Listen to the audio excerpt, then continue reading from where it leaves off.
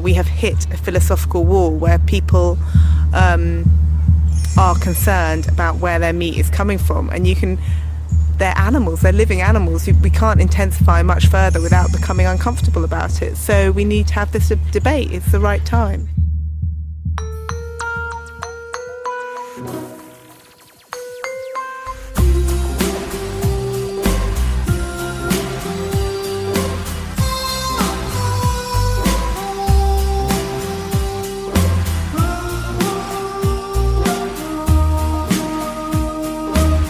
Hello, Dave! Hello, Ollie! Hello, how are you? Not too bad, thanks, me old chum. Not too bad at all. How are you? Very well, thank you. Welcome to Sustainababble 63. 63. Ooh. We are your friendly little environment podcast, all about people and the planet, and why can't we all try to have a bit of a laugh every now and then? And what have we got coming up this week? This week is a very special week because we're doing one of their interviews. We are very, very pleased that we have been to interview a lovely person called Louise Gray. Louise Gray is a journalist and now the author of a brand new book called The Ethical Carnivore. So we went along to have a chat to her about all things meat and killing and militant veganism, didn't we, Dave? Yeah, we went along to a park, a little outsidey interview this. We thought we'd be all environmental. And it was a park. We actually did this about 6 weeks ago. So when we interviewed her, the book had not come out, but the book has now come out and it's all over the shop. So yes, just the usual disclaimers. We do work for environmental charities, but these are very much our own views. So if you've got any beef with anything beef you're about to hear about anything, take it up with me or him, but don't take it up with anyone that we work for. Yes? Absolutely. Okay, enjoy the interview.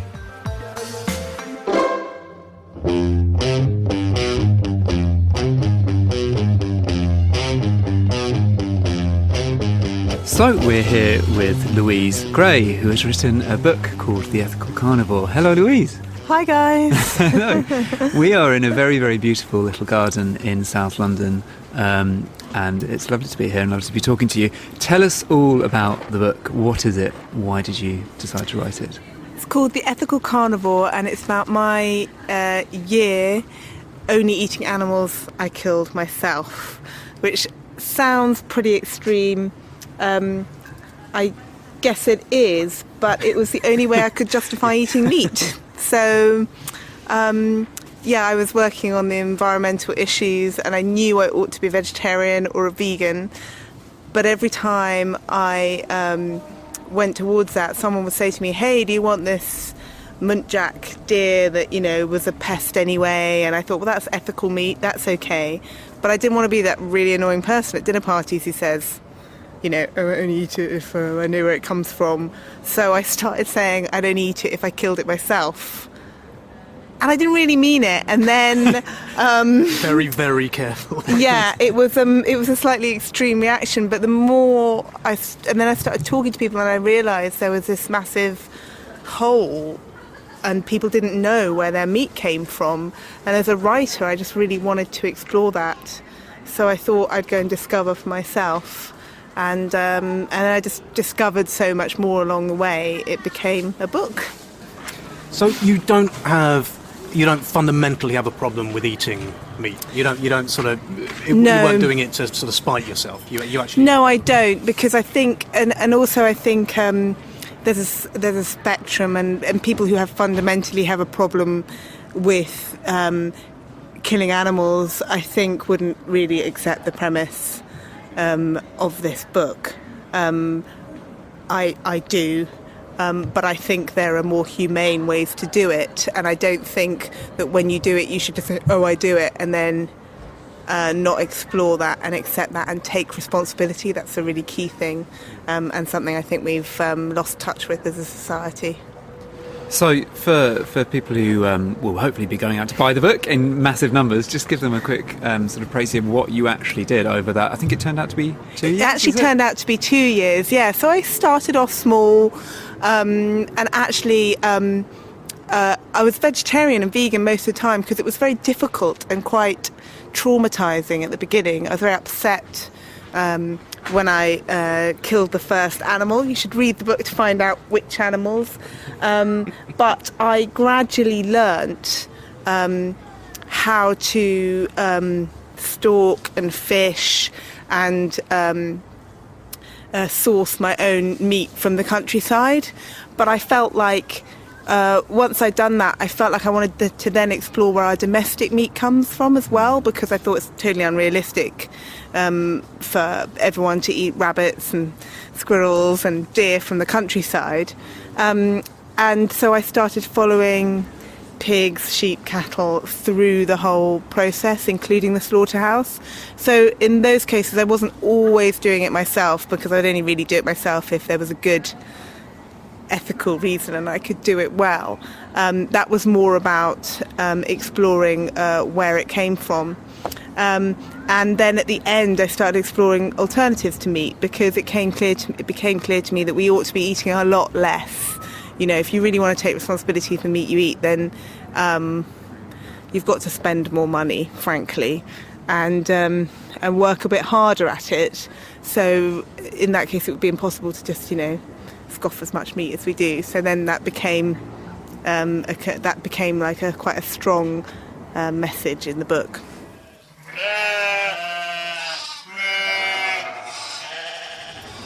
I was struck by the first animal that you killed. Yes. Which is a bunny. The rabbit, yeah. The bunny. Yeah, with the white blaze. Yeah. And I was, oh God. When I read that, I was really struck. Yeah. Apart from how well it's written, but I was really struck by how your first instinct was to take it to the vet. Yeah. It comes up quite a few times that you sort of you see yourself feeling bad for what you've done at the same time as feeling like you've done something you should be doing. How did you ever deal with that sort of? Well, I think I went into it quite naturally, and how most people would react, because I'm a fairly average person. Like I'm not a big vegetarian, but I'm not eating a massive meat eater. I like animals. I think I'm quite an average person who could kill an animal if you needed to, but is quite sensitive to how sad that is. It is really sad. And actually, every single person I spoke to, I spoke to lots of slaughtermen, butchers, farmers, and not one of them turned around and said they didn't feel anything. They did, and they took responsibility for it. So when I was writing that, I was just being open about what it feels like, and not many people admit that, because I guess it's sad. Nobody really wants to know. But through this book, through doing it personally and telling a story, and bringing other characters into it, I hope I've made it interesting and accessible for people, so that they can sort of think about it for the first time rather than just be horrified or upset.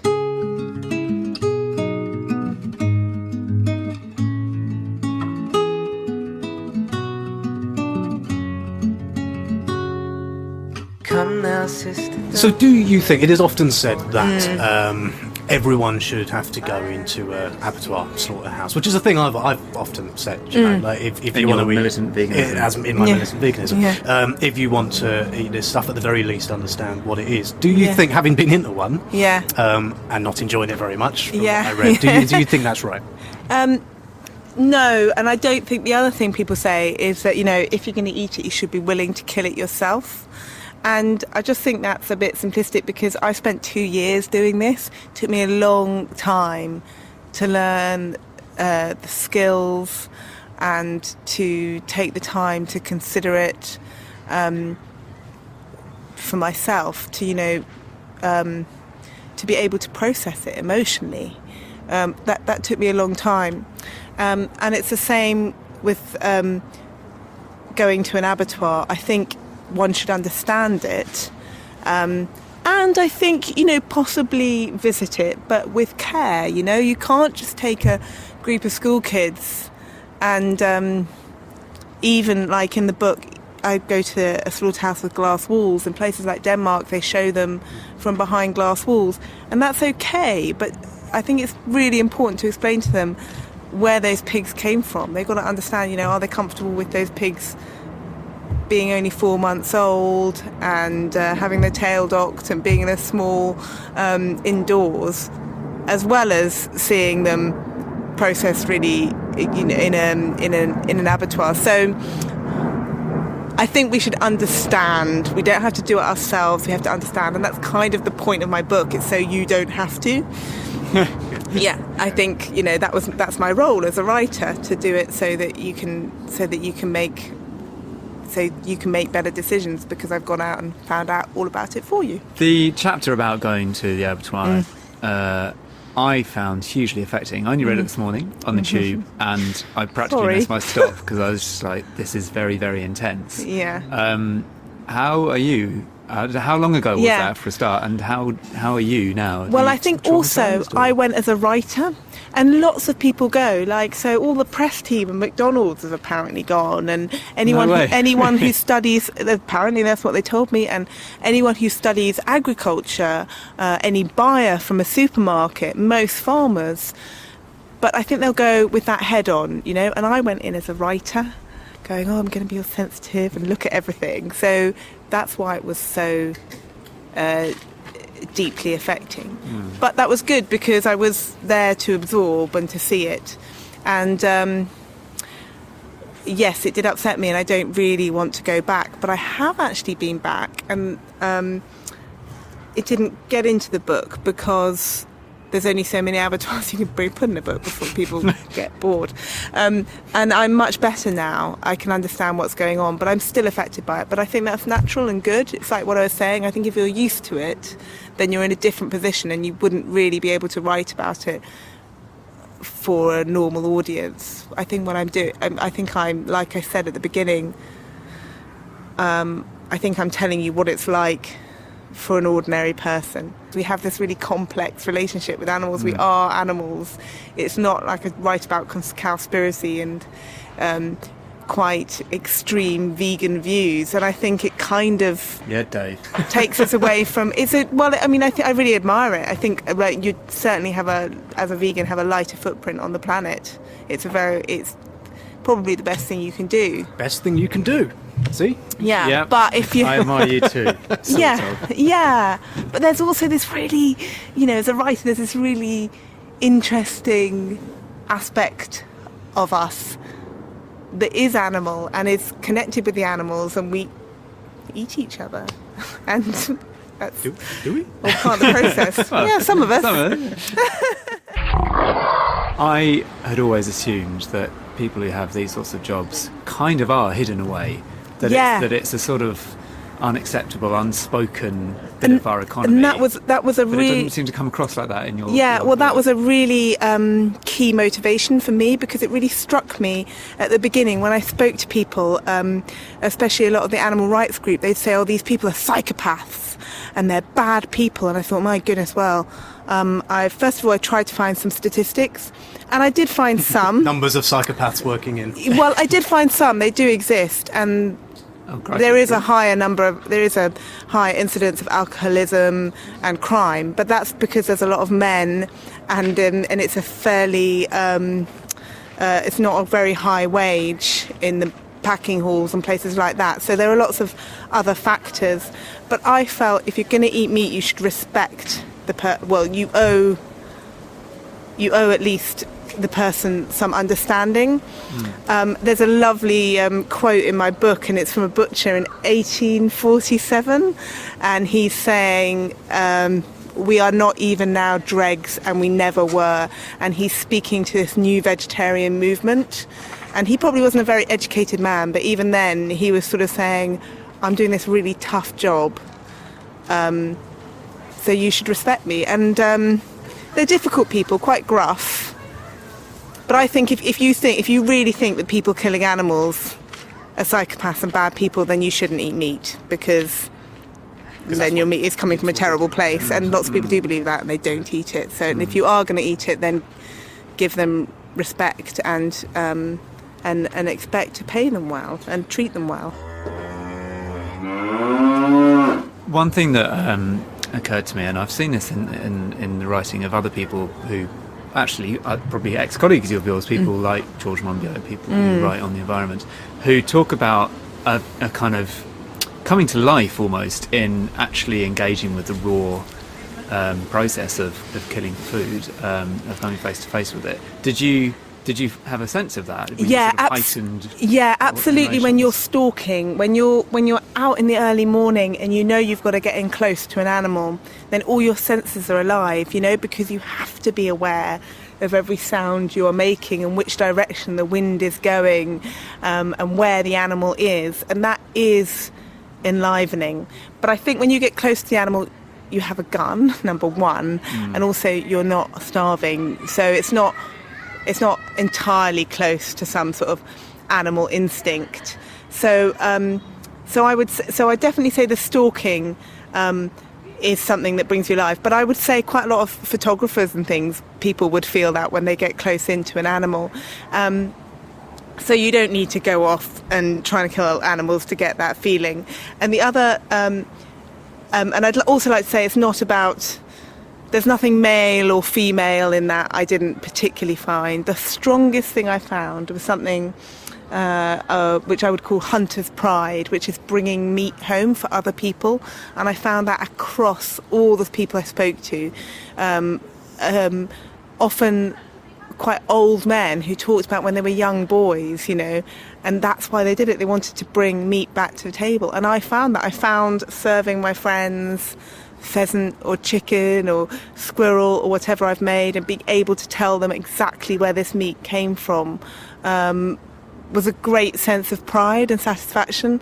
And so I think that's the sort of atavistic instinct that I could really tune into and understood the best. There's a section in, I think it's the last chapter of your book actually, where you talk about sort of what next, what are the directions, the trends in certainly how we're going to consume protein as a growing population. And it feels like there's actually an element of that kind of hunter's pride in some of the people who are trying to create the artificial meat, if you like, or the meat-free proteins. And you talked about a young couple in Borough Market. I'm really glad you brought that up, because I think that's really true. People, I never wanted to be rude about vegetarians or people who don't eat meat, because I think there's great passion and creativity in the kind of foods that they're coming up with. And I think you're right, that they are also feeling that satisfaction in creating something that people find satisfying. And there's different some people don't want it to be like meat because they feel like that is sort of going backwards to this sort of uncivilized past where we ate meat, but quite a few people accept that there is a part of us that wants something meaty, and it's a great challenge. And I guess there's a scientific thrill as well, isn't there, in creating something. So, but I like that you've linked those two, because I like that, that those two sides of the coin, people who think you ought to go hunting and people who want us all to eat vegetables, could actually have something in common. I'm a hunter. I'll bring back. So I put it to you, Yes. that what you have done is all very well and good, but you have to have money to do it. So that it's basically a nice middle-classy, indulgent thing to do, that if you have a family of 4 to feed and you don't earn very much, you can't worry about any of this stuff. What do you say about that? Like, what have you learned for kind of, Yeah, I expected that to come, because, I come from quite a middle-class background. I don't have any kids. I was writing a book to do this, so I'm not going to deny that there's definitely an element of being able to spend money and time on this. But if you talk to any of the chefs, nutritionists, economists studying this, someone who springs to mind is Jack Monroe, who has spent her whole career working out how we can eat better on less meat, with less money. And she'll say you don't need to eat really terrible meat. And I think there's an element of being slightly patronising, saying that poor people don't care about where their meat comes from. And there are ways that you can eat well and eat good meat. For example, making the meat last longer, buying different cuts. So there are ways you can do it, and I'm not a nutritionist or an expert in that, but I direct people towards Jamie Oliver, Hugh Fearnley-Whittingstall. Pretty much any chef would tell you that, and I think it's sometimes used by big companies who want to sell us a lot of cheap meat, and it's a bit of an excuse. So that, having said that, I can't as someone in a position where I could spend all this time on this subject.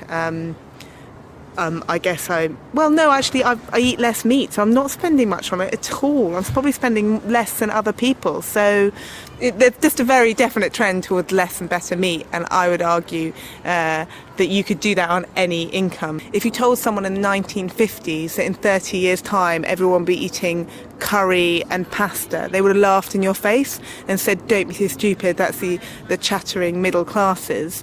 But of course it trickles down. And I don't see why this shouldn't trickle down. I think that across the world, America's eating less meat.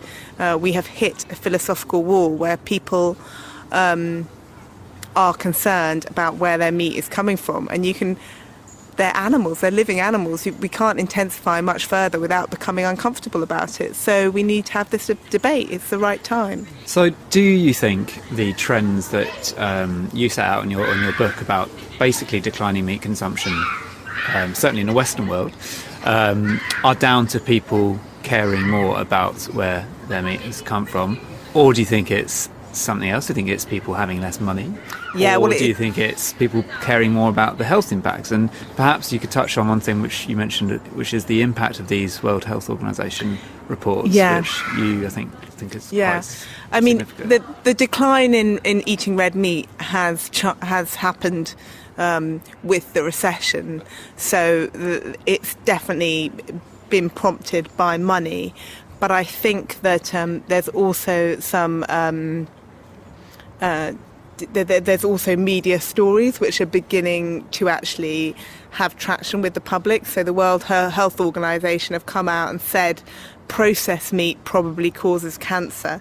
Don't eat bacon. Don't eat bacon. You'll die. Yeah. Which of course, But of course, we've scoffed at that. Don't tell us what not to do. But I think it will trickle down a little bit. And most of us actually don't eat too much, but there is a section of society who really are. So I think, and also the climate change aspect of it, everyone's a little bit tired of talking about climate change, but this is the one area where you can make a big difference through your personal choices, and that's trickling down too. And Arnold Schwarzenegger has been the person who came out and said that, and that's great. And when Arnie tells you do it. Well, when Arnie tells you, even if you're a big strong man who likes eating bacon, then you're not ashamed to say that maybe once a week you'll have a veggie sausage. So it's quite a powerful thing. In your book, you talk about this film, Cowspiracy, and the people involved are quite critical of the NGOs, the environment charities, the green movement, for basically not doing enough to say we've got to eat less meat. Do you think that's fair criticism? Do you, and why is it that you think that these groups haven't? Yeah, I do think that that's true. I do. NGOs like Friends of the Earth and WWF have done reports, but not as many as they've done on climate change, and you don't hear them shouting so loudly about it. And the reason is they're frightened of putting off people joining their organisations, because it's quite irritating being told what to do and how to eat, and they know that. So I don't think it's a conspiracy in the sense in Cowspiracy, they suggest, I think this did happen in America, in South America in the past, that these big meat lobbying firms were threatening people. I think it's much more simple than that. I think even the RSPB will say we ought to eat less meat, but they don't want to put that on their advertising, do they? They want to put pictures of rescuing birds because that's how they get money. And I think that the NGOs need to start being, they don't need to start lecturing people because that won't work. But I think they have been problem, quiet. isn't it? They have Because been it's- quiet. They have been quiet about it because they know it doesn't. Because they know the Daily Mail and will go for them. Yeah. You know, because it is. But I think so. There are. But it's But tricky it's though. happening anyway, yeah. I spent one of the things I've thought about Yeah. thinking about meat myself, as I have done, is people go funny when you talk to them about meat. People react really defensive. Yeah. And they have that, and it's easy. I've always found it quite easy to say, oh well, the big charities should say more about meat, but it's hard. Oh yeah, there's a great book called The Sexual Politics of Meat about how it's all sort of linked to the patriarchy, and there's a great scene where they're having a dinner party and she's describing the omnivores attacking the vegetarian, like a sort of pack of predators, kind of letting out that urge, which I think is exaggerating slightly, but there's definitely people feel very uncomfortable about what they're perhaps maybe uncomfortable or ashamed of being pointed out. That's what it comes down to. So you mentioned the word patriarchy, and I think maleness and meat are quite connected in many ways. And why do people talk about red-blooded males? Why is it such an associated thing? Men being able to eat their bacon and eat their sausages, and women by and large being less attached to it. What's that all about? I think it's existed for a long time. A lot of the suffragettes were vegetarians, and it's often been linked, and I think there's an element of truth in it still happening now. But there are some really interesting campaigns against it now. There are cage fighters that are vegan. Peter often promoting bodybuilders. Already mentioned Arnold Schwarzenegger talking about vegetarianism. So it is. I think that's changing. It's a little bit of a cliche now. It existed in the past, but. Well, actually, and it exists now. You'll still see burgers advertised as real man, and I can't see that. There's still the Jeremy Clarkson sort of attitude of exactly, and I can't drive like a vegetarian type thing. Sure, but I think that's going to be a smaller proportion. And I think it's a bit of a joke now, isn't it? Really, I mean, come on, it's 2016.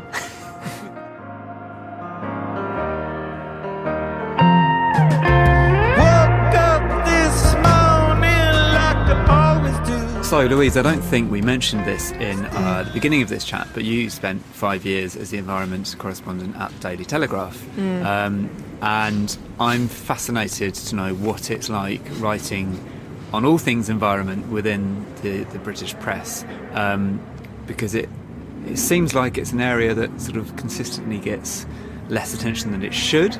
And it's also an area where I imagine it's quite easy to get very depressed or very, at least ground down, because the realities of what you're writing about are often fairly grim. So how did you find it? What's it like? Well, that was my first book was writing about those 5 years.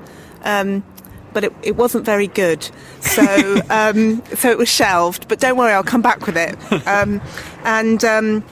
I worked for the Daily Telegraph from 2008 to 2013, which was a really fascinating time to be there, because at the beginning, climate change was a very sexy subject, getting on the front page. But yes, as you said, talking to a lot of people about the way we were heading if we continued as business as usual, warning of catastrophic climate change, and that did affect me personally, and that's why I remain in this area. I remain very motivated to do something about it because of what those people told me.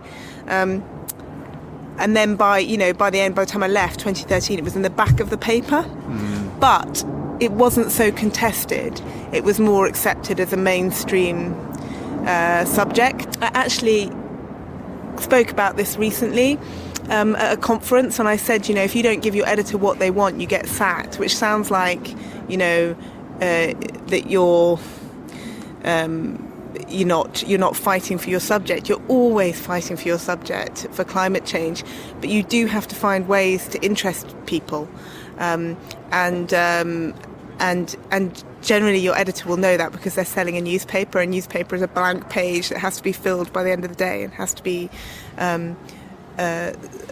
sold.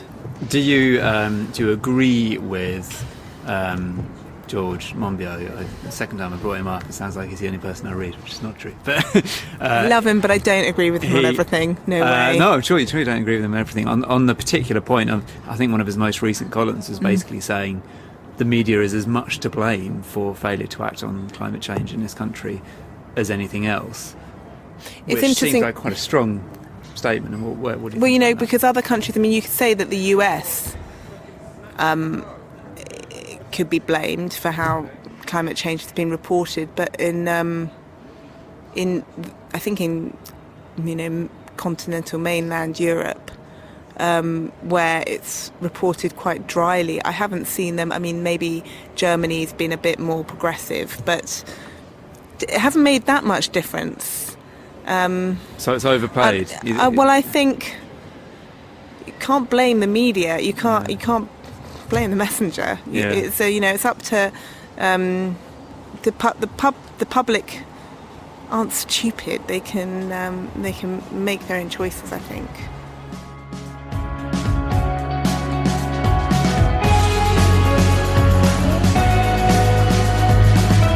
Louise, thank you very much for sitting here eating chocolate. It's vegan chocolate, we think. We think it's definitely vegan dark Well, chocolate. it's really good. How can people find out more about you and follow you and keep in touch and all that sort of thing? Well, I'm all over social media, darling. Louise Gray on Twitter and Instagram, and I've got a website as well. And my book is on Amazon. Though Amazon, go to your independent bookshop. Yeah, very good. Yeah. If you, I don't know, well, do what the hell you like, but buy my book. And just remind everyone what the name of the book is, Yeah. just in case. It's called The Ethical Carnivore and My Year Killing to Eat. And it's fluffier than it sounds, honest. Louise, thank you very, very much. I really, really enjoyed reading your book. I think it's very powerful. It surprised me, and I think it's got a lovely blood red cover as well. So I hope everyone listening picks up a copy. Thank you so much. Thanks, guys.